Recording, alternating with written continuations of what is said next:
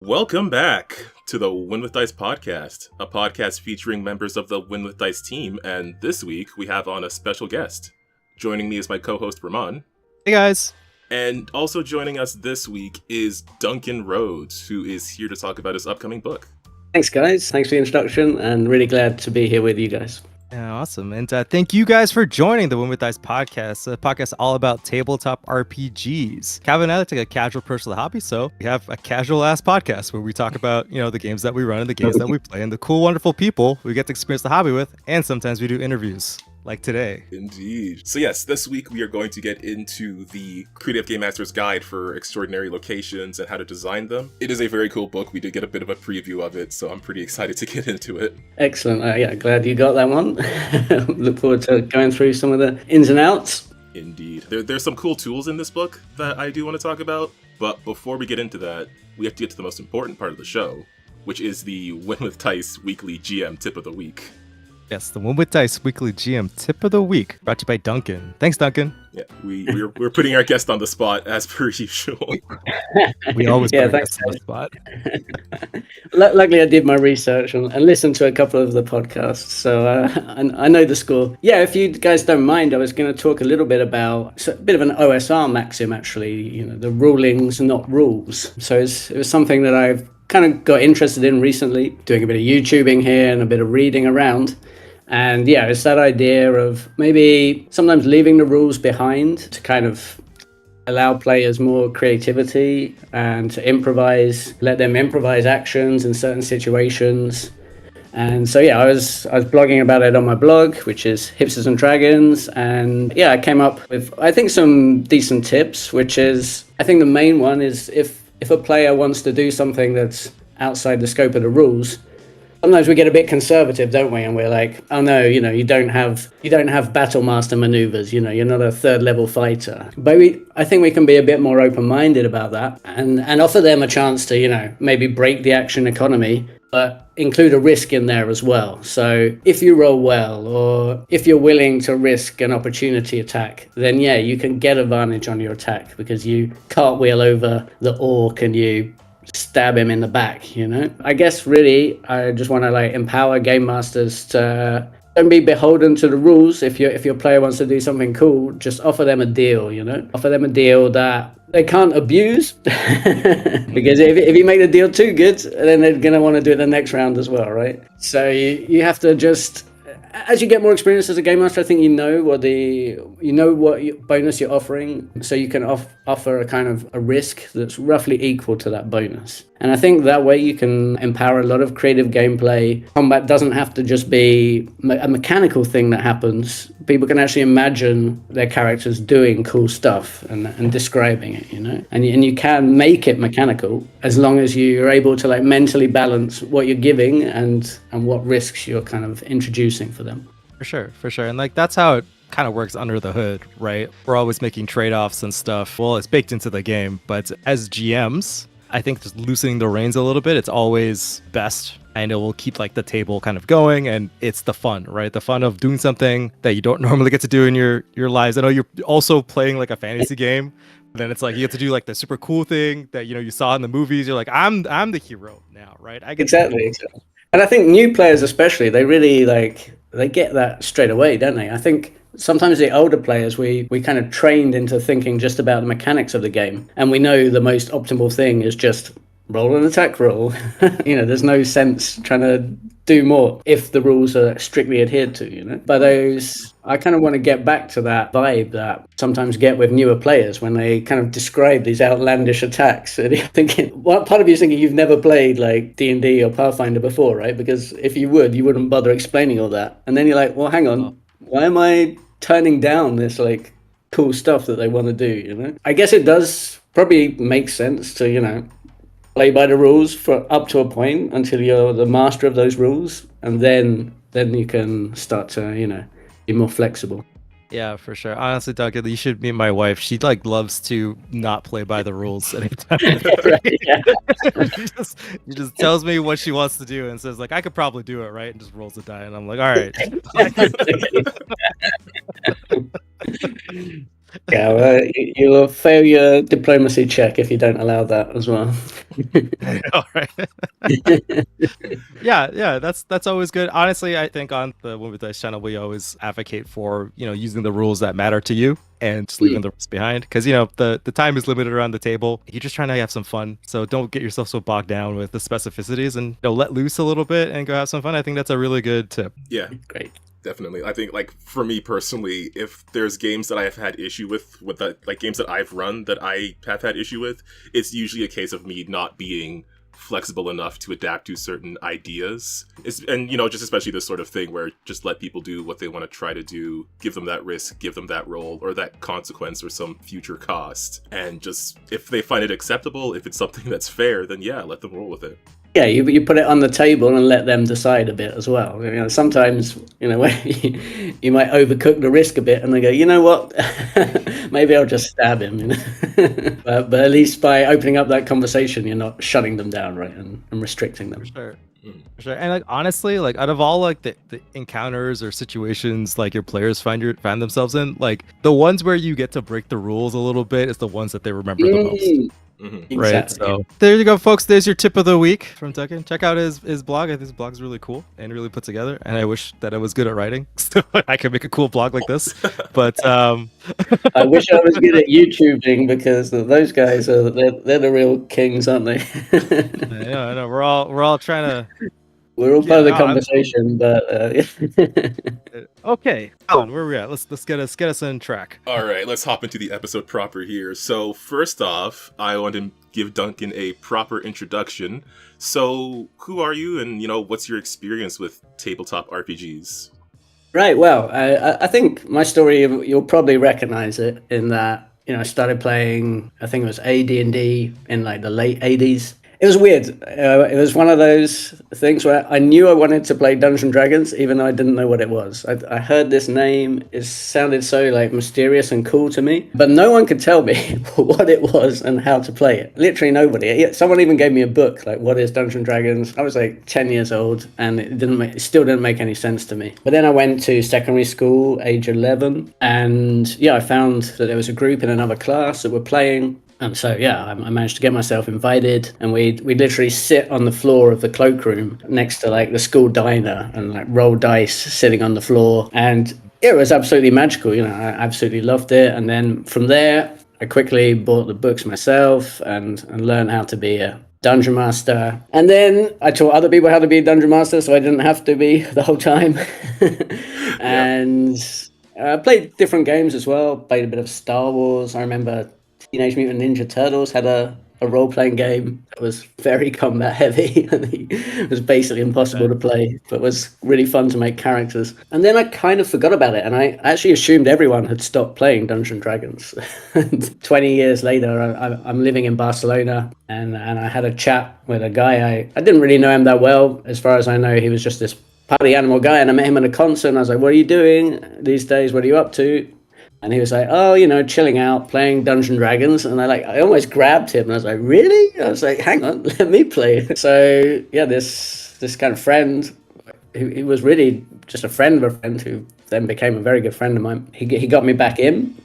By then, 5th edition had come out, and I have to say, I know it's not flavor of the month right now, but I have to say I'm a big 5e fan. Yeah, really just had lots of great campaigns with this guy and the group that we made, which unfortunately has since split up. I started a blog around that time because I was enjoying it so much, and I had a lot to say about the system. And I also thought, I noticed a lot of the media at the time was like geek this, nerd that. So I was like, Dungeons and Dragons doesn't have to be totally nerdy, right? It's just kind of sitting around being creative, being social, all of these things that are like not supposed to be nerdy and yet got labeled like that. So I was like, well, I'm not going to be geeks and dragons. I'm going to be hipsters and dragons, to kind of reflect it was also a reflection of the people I was playing with, who are these kind of like bohemian kind of party animals that also loved to like chill out on a Sunday and play some D&D. So quickly, of course, the blog became super nerdy and detailed and all about mechanics and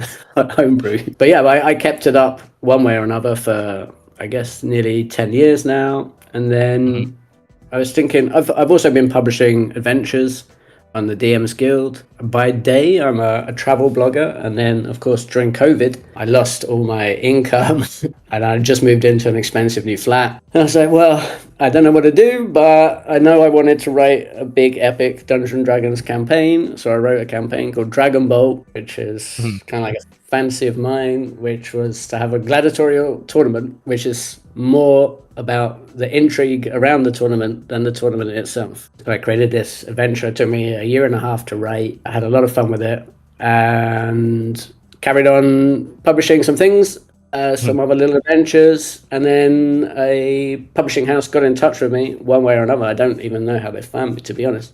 I guess through the blog. And they obviously quite like my writing style. And they started asking me if I had any pitches for a book about Dungeons and Dragons. I had to think about it, and I tried to think, well, what's the most useful thing one games master can create for another games master?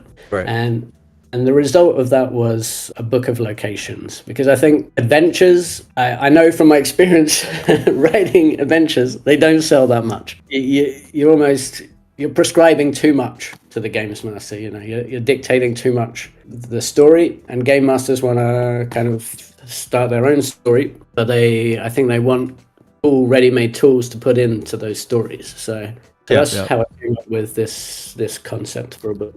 Yeah, no, I totally agree with you. I would say that of all the adventures that I've gotten, I've used 25% of the actual book, right? Because you change out a lot of stuff. You want to make it your own, and like I said before, you take the mechanics that you like and you use them wherever you need to. So having useful tools like this, I think, is great, especially because 5e is just the place where a lot of just new people to the hobby end up. And we always need more DMs in the world, so it's just one less barrier to entry, right? So it's they have an idea they want to go, and they're I think people can pick monsters out of a book.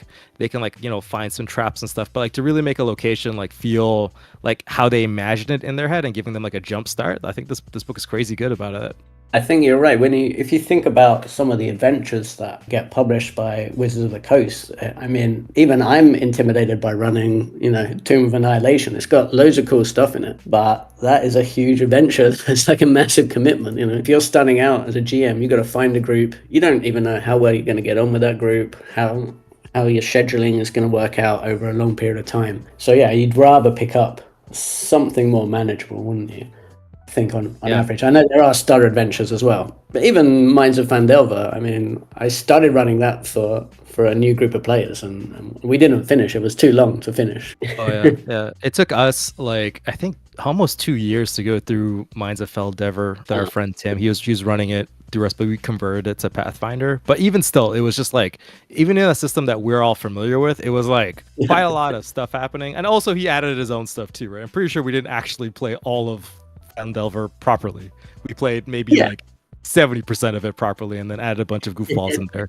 You know what I mean? That's where the fun stuff comes in, of course. Yeah, I mean, once you put an adventure in front of your player characters, you're going to want to adapt it around them. Yeah, especially if they start forming some relationships with NPCs and things like that. Then of course. Yeah, actually, my favorite thing to do is grab D&D adventures, the one pagers that people used to publish. I would grab a couple of them off the internet and just kind of smash them together and be here's a fun little adventure, or here's a bunch of little scenarios.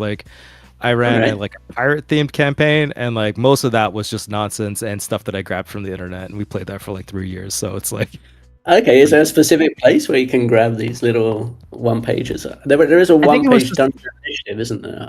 I don't know if I think it was I just went through DriveThruRPG. Honestly, I used a lot of that website Matt Koval started and then is no longer associated with. But just to kind of go through, I just put in the level, put in kind of what I want. I was water, and then it was gave me a bunch of things, and whatever that was the cheapest or the freest I got, because I was I'll figure it out. I just needed an idea, right? Starting point, yeah.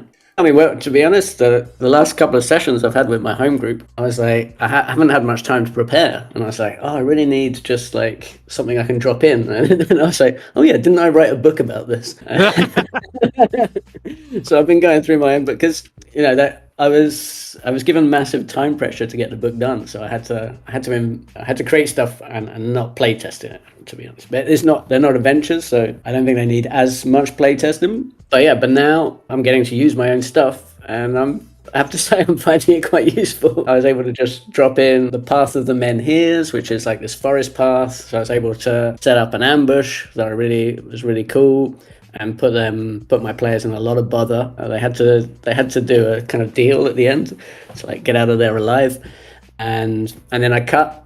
Of course, even using my own material, I still have to rework it like every GM wants to, right? So I kind of cut and paste some other things from the same map, and I extended them out to make the forest path a lot longer, because I was limited to how much space I have on the map. And yeah, it's really useful just having a few little things to go through. I had to add some more stuff, but I managed to get 2 sessions out of this one location, so quite happy this passed the experience test as well. I would say that I call myself the napkin GM, where like all of my plans are on the back of a napkin most of the time. A tool like this, just even if it's just like, I'm going to roll some dice like an hour before the session because I need a place for the players to like visit or hang out in. This is like so good. And I would like to say, Calvin, Calvin is a map guy. I think Calvin's our map guy. So he would put a big map in front of our players and calculate out different routes and travel times and things like that. And just like filling that map, I think using this book would be like extremely useful. Yeah, actually, genuinely, that is. Because I did more often do these like traveling campaigns where we would calculate, I'd put the players in one spot and I would say, you have to get over here. Let's see what happens in the in-between. One of my favorite campaigns that I've run is essentially an escort quest where I was like, you have to get this particular NPC from here to here, and then a bunch of things happened in between and the story sort of developed from that. So yeah, I guess if you want to call me the map guy, that's not an inaccurate accusation. Honestly, that's why it's always fun to do the podcast. Is that like, we have very 2 different styles and both of us are like, this is good. Like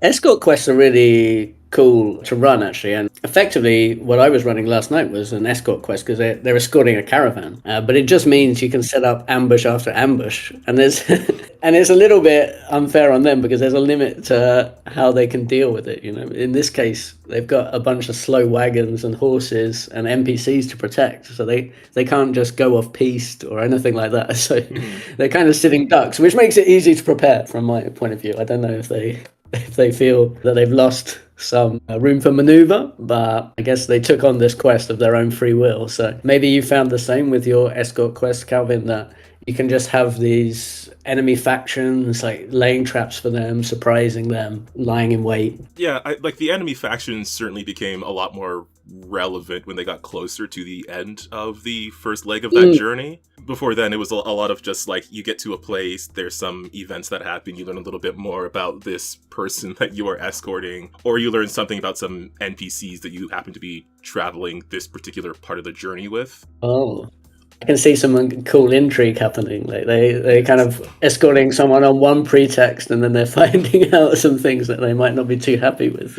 Yeah, there are certainly things that character knows that the players don't, and there's things that character doesn't know about themselves that the players are able to find out about. I mean, this is a bit of a tangent, but honestly, the thing with the sort of escort quest that I think sort of helps it a lot is if you end up with the players liking the NPC or the group of NPCs that they are guiding, because that really gives them a whole ton of motivation, especially if that character gets involved in combat somehow, and if they get hurt or something bad happens to them, or even if they're just like sad, then the players feel really invested. Yeah, absolutely. Like an emotional tie. Negative emotion can also work, though. They can be being paid, their whole job is to get this NPC to this place, and they won't get paid, or their reputation or their renown will go down if they don't succeed in this job. But this guy's, or this woman, is whoever it is constantly winding them up and being difficult. So there has to be an emotion. It could be a good emotion or a bad emotion, but they shouldn't be just neutral to these NPCs, right? Yeah, it's got to be something that just like sticks with the players, so that they have that draw towards this quest and this person. Yeah. Of course, this is an interview episode, so we're gonna do a whole lot of rambling. So everybody should settle in for that. But let's get into the book proper, because I think it is a very useful tool. the Creative Game Master's Guide to Extraordinary Locations. I guess for people who don't know or people who haven't checked it out yet, what is this book and, how can people use it in their games? Yeah, it started really as a book of just locations divided by terrain that people could drop into their own adventures, setting agnostic, keeping them as flexible as possible. So you've got a bunch of forest locations, a bunch of city locations, desert, every terrain. I wanted each location to be something that you couldn't easily dream up yourself. I put a lot of thought into each location, always asking, how can I make sure this isn't just a cliched tavern, How can I make sure it's not just another rooftop village? No, what was it? Treetop village, So I do actually include a treetop village in the book, but it's more of a jungle village, and you can swing, you can kind of use zip vines to get around. You can even jump from the platforms of the village onto cushioned bits of foliage if you want to make a quick escape. And the village is populated by a tribe of goblins. They're not ordinary goblins though. They ride dinosaurs, which they keep at the bottom of their village, and they use tree frog poisons on their darts. So it was about taking some of our favorite types of locations and just really working hard to make sure they're something fresh that is going to delight players and surprise them. And I know that pretty much every game master is capable of making great locations, but it's about taking some of the mental load off them. That's what I've tried to do with the 30 locations. And then quickly I realized as well, I didn't want to just provide these locations. I wanted to create tools so that people can make their own locations. So that's when the "and how to design them" tag on the title, the book's title, kind of arrived. I rather confused the publishers. They're like, is this a book of locations or is it a book of how to design locations? I was like, relax guys, it's both. I'm going to do both, because I think Games Masters, 90% of the book is the locations and 10% is maybe the tools. But I think the value of the book for most Game Masters will probably be more like 40-60 or even 50-50, because we love creating our own stuff, right? And we just need those prompts sometimes to help us get started. Sorry to ramble, but I do as well think I want to make a slight distinction between locations and adventure locations. Because that was another thing. I kind of made a definition in my mind that an adventure location is more than just somewhere you a tavern where you just have a few drinks, right? Or a shop where you buy things. It's actually a location where adventure is going to happen, or is likely to happen, which means there are threats there. There's treasure there. There's intrigue there. So each of these locations is not just a superficial location. There's adventure hard baked into each of these 30 locations, so that GMs really, hopefully, are off to a running start.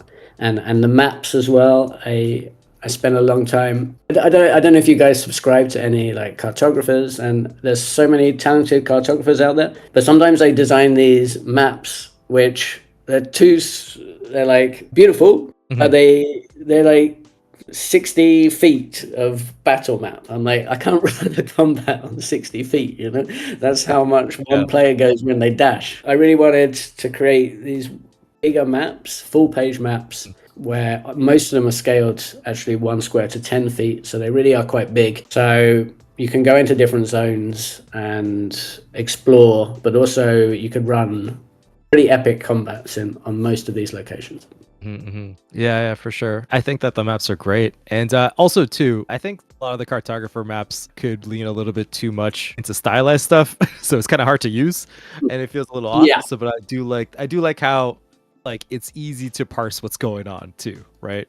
And things the point of view and everything like that. I think it's great. I was very lucky to find a guy called Arturo who also lives in Barcelona, like I do, and he's just an amazing cartographer. And we chatted about how the maps have to be attractive, of course, but also easy to read. You can't have these very dark floors where you can't see what's going on, or you can't see a token that you put down there. But you also want your maps to be sort of adaptable, right? You don't want to get a map that's so detailed that you can only really run a certain kind of story in it.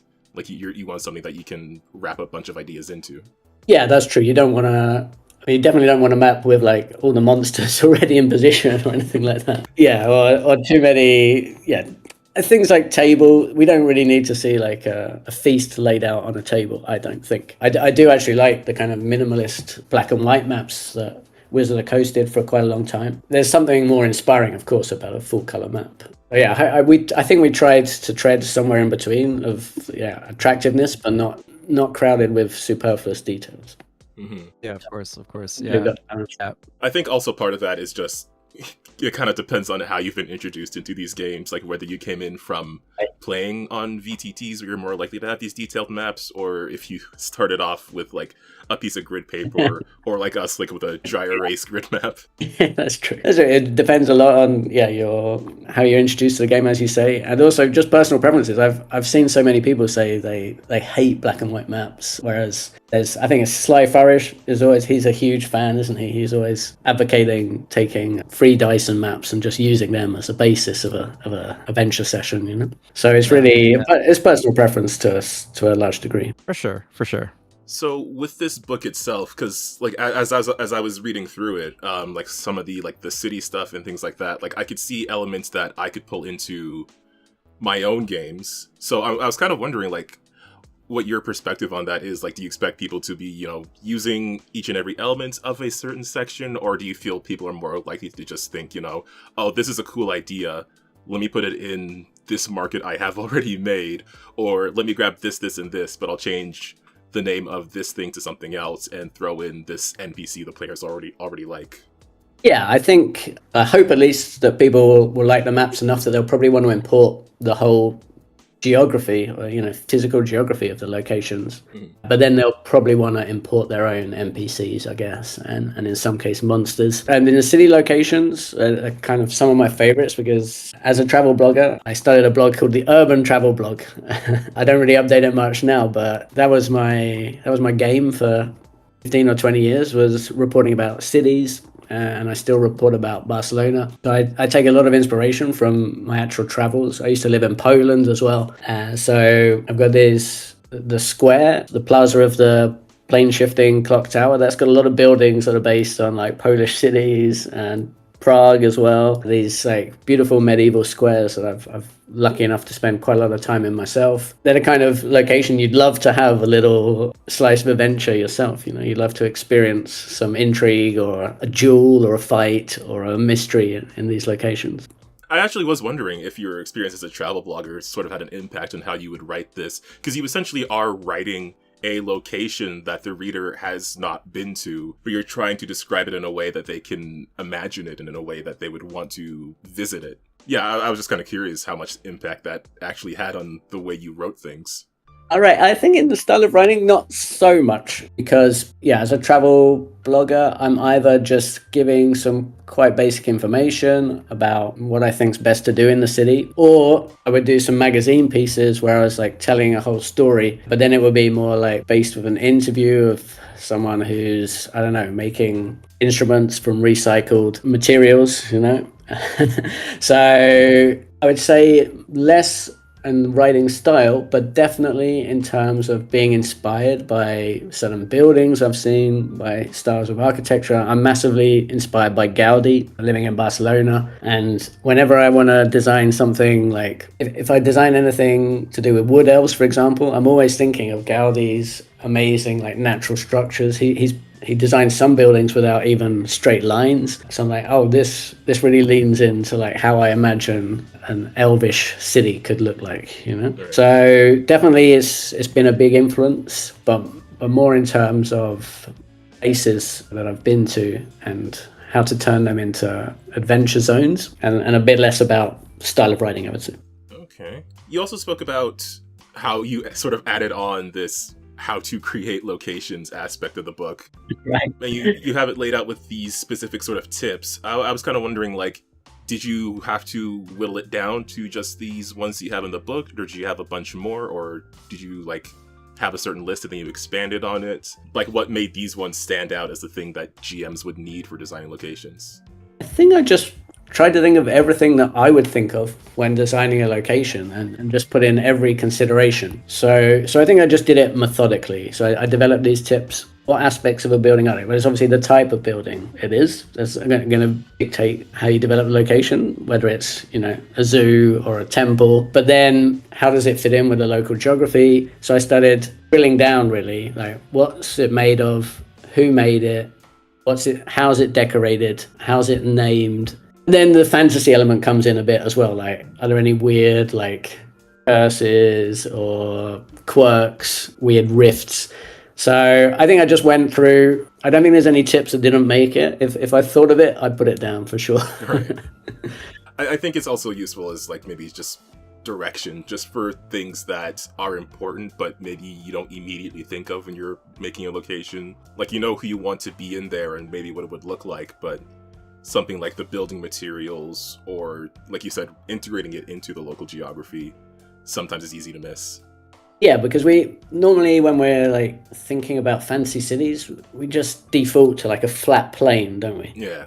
Because it's easiest to map is the real reason we do that. And whether it's a forest as well, but cities are full of hills and rivers and, maybe waterfalls or caves. And that's not even getting outside into the wilderness, of course, where all kinds of natural geography comes into play. And that geography often can be used to make things a lot more dramatic. It can make getting to the location a lot more dramatic and can open up, fun, random or semi-random encounters. However, probably best not to deviate into random encounters, or this will be a very long podcast. But that's fine.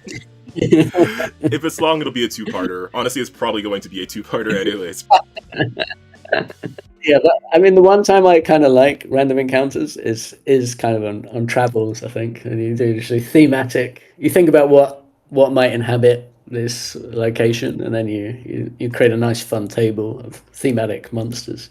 But I do understand the argument as well that they can feel like a bit like filler, and not relate to the story. But yeah, I think that like the goal of it should be to add to the area specifically. Like, these goblins live here, right? And you're walking through their territory, so every time you meet them, like, I think that they should remember who you are, right? Like, what you did to the people.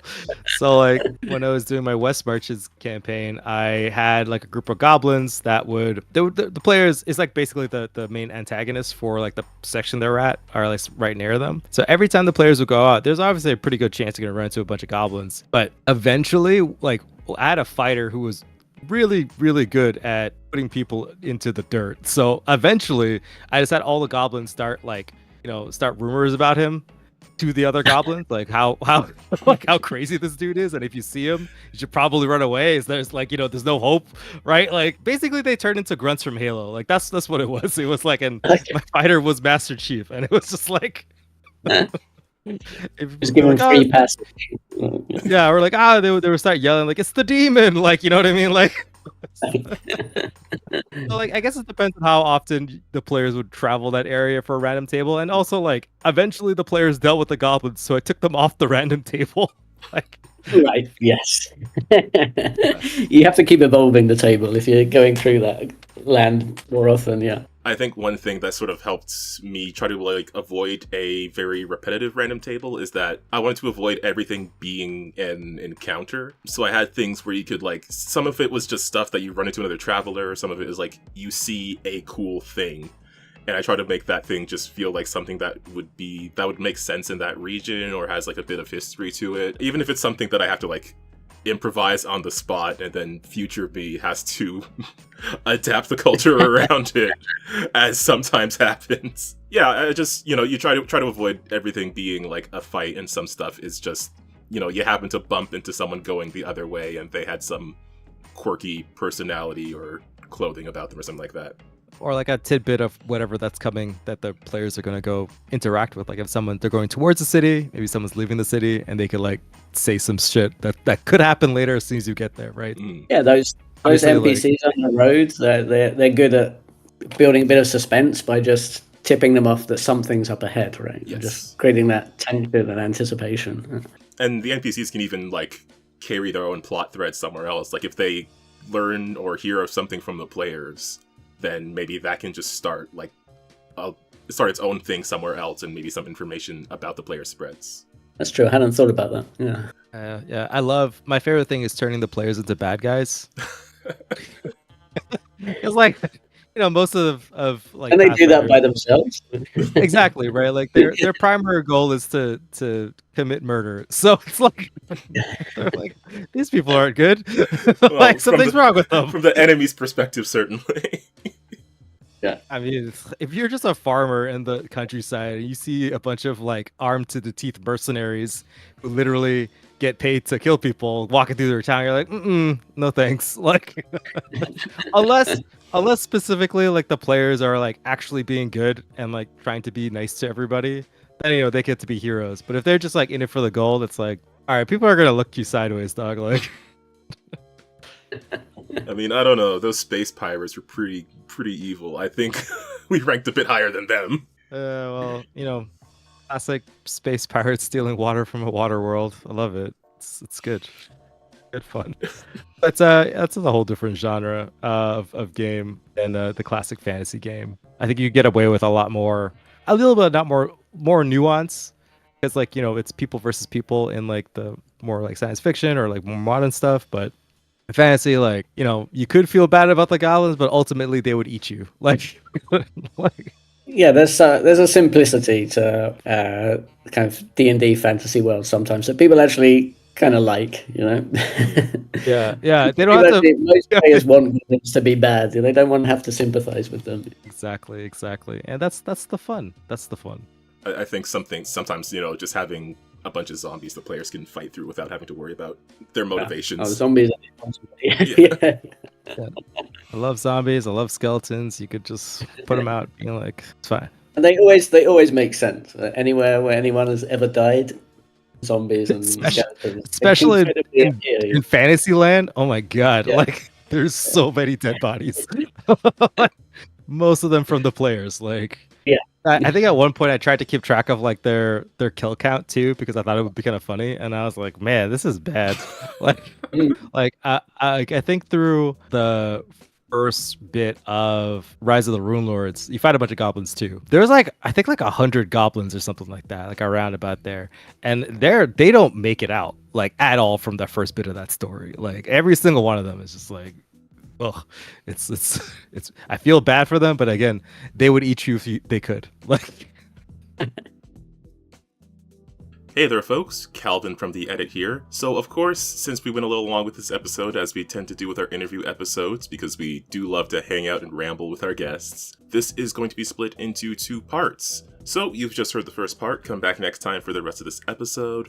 We'll get into some design talk. We'll get into some converting of the book's elements into Pathfinder 2nd Edition, or other tabletop systems that you would want to play. And we also find out what Duncan's favorite location is in the book, which is a very hard thing for many writers to do, picking out their favorite part of their books. But of course, we like to put our guests on the spot. If you want to check out this book for yourself, the link to the Creative Game Master's Guide to Extraordinary Locations and How to Design Them is below. On Amazon, you can pre-order the book before it comes out in January. In addition, you can check out more of Duncan's work on hipstersanddragons.com, as well as his DM's Guild page, which is also linked below. If you want to see more stuff from us, you can check out winwithdice.ca for everything that we have going on. If you want to check out some of Vermont's ongoing game projects, there is the Project Versus playtest that's available on our website if you want to check out this fighting game inspired tabletop RPG. And of course, there is Mechanized Body, which is a card-based mech TTRPG where you get to build the deck for your mech. Links to both of those are below, so please check them out. In addition, on our channel, the gaming streams are back in a more regular schedule, so check those out every Friday. I recently finished Dispatch on the channel, so if you're curious about one of the many endings of that game, please check out that last stream. That's going to be the episode for now. Thanks again so much for swinging by and checking us out and listening to the episode. And of course, for all of our GMs and players out there, just remember to keep on winning with dice, and we'll see you next time.